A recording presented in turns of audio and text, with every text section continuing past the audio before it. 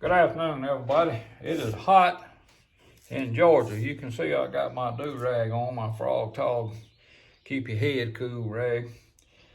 Let me show you what I'm up to.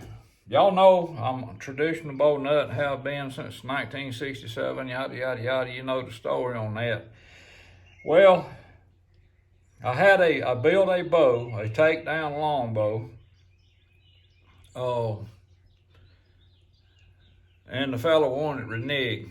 And usually that doesn't bother me because I love bows, but it was a left hand. And here's a riser. It was gonna be a 64 inch. It's about 52 pounds at 28 inches. I took the limbs off naturally. But anyway, just answering some random questions I get all the time. Oh, by the way, this is a left-hand riser made out of canary wood and Paducah, and it's called an I-beam riser. Most time when you see risers, they'll have a strip that runs through there, and then the front and the back come to it, and it makes it pretty. Okay. Well, this I-beam is different. If you're looking at real close, you'll see that piece of Paducah, and then it shows up in the shelf area with the canary and the canary wood on each side. That's called an I-beam riser. But let me tell you why bowyers have to charge the prices they charge now, other than paying for materials and labor. This is a very, very expensive piece of wood right here.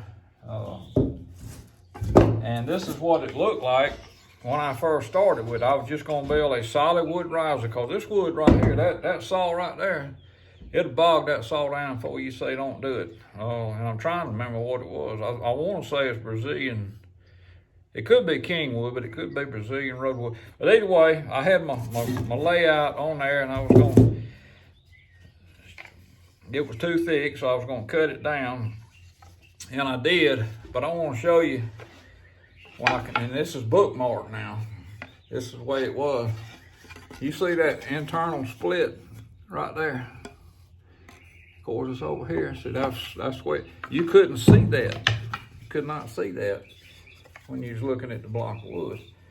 So when the boy goes to build a wood bow out of this beautiful, pretty wood, that's sometimes he runs into that. And now he's got a piece of wood that, well, I guess you can make knife handles out of it or something. But what I'm gonna do, this particular riser, I'm gonna take a piece of sedua, which is a hardwood. It's a little bit harder than walnut, American walnut. But I'm gonna I-beam it, just like I did this one, but it's gonna be a right-handed riser. And then I may use this piece to make the I-beam, where it'll be in the middle on that. But that's just a few things to share with you. Very laborious here. And you say, well, yeah, why don't you just use that solid wood? Well, I do. It's just like this longbow here. This is a 64 inch, 40 at 28 that I built for myself, and kind of put a heel style handle on it, if you will. But it's a reflex, mild reflex deflex bow. Shoots great. But I put a solid wood Wingate riser on that with Osage, pretty little strip on the front right there. That's zebra wood,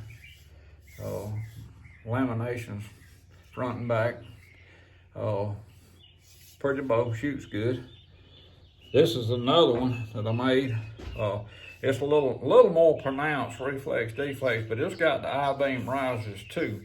I don't know if you're gonna be able to see this, but it's got zebra wood front and back, and in the middle there's a piece of cabinet grade walnut that runs right up through there. You can see that as it comes up and meets the zebra wood there. That's called an I-beam riser.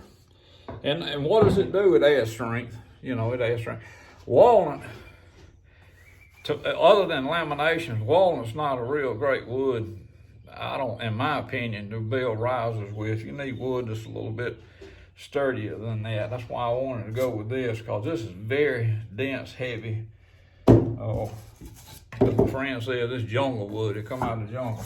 So that's kind of where we are. So, you know, if you're getting in the traditional bow business, I mean, the price of bows are all over the place, from very expensive to not so expensive. But if you're gonna buy a custom built bow, just remember that bowyer that's building that bow for you hits some snags of it now and then. And as far as the edge goes, I'm really not in the bow building business now, except for close friends, and every now and then I might build one for a door prize for one of our church functions or something. But you can bet this, John Q. customer, if I build another one for him, he gonna give me a deposit before I start. Bless the Lord. Amen on that. But anyway, just wanted to share that with you, have some questions. We're gonna start shooting a little bit here in a little while. Getting ready for summer camps and that sort of stuff, doing a few little trick shots and this and that. Have a big time every summer with these children. They go to these church camps, and I have yet to run across one that don't love a bow and arrow. And some of them love it just about as much as I do.